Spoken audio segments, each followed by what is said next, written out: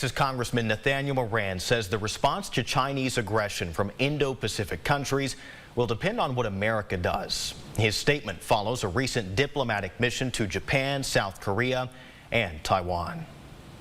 East Texas Congressman Nathaniel Moran can be seen sitting just feet away from the president of Taiwan in a meeting held last Saturday, lasting about 3 hours. Some very concerning conversations about where we're at and the trajectory of the aggression from the Chinese Communist Party.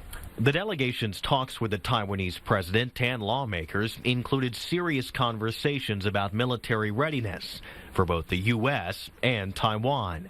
Meetings that resulted in a call to action from Iran to strengthen not only our own military, but forces in Indo-Pacific countries. What they need, though, is they need more training. They need more training from the U.S. military, and they need that equipment so that they can deter more aggression.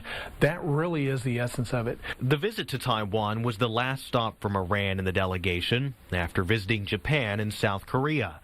Different countries all sharing the same sentiment when it comes to taking on China.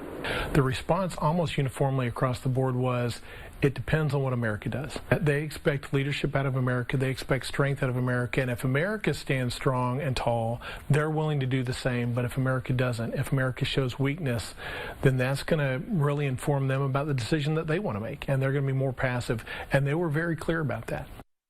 And now, ahead of Congressman Moran's trip, he and other members of that delegation received an email from China expressing deep concern and firm opposition to their trip abroad.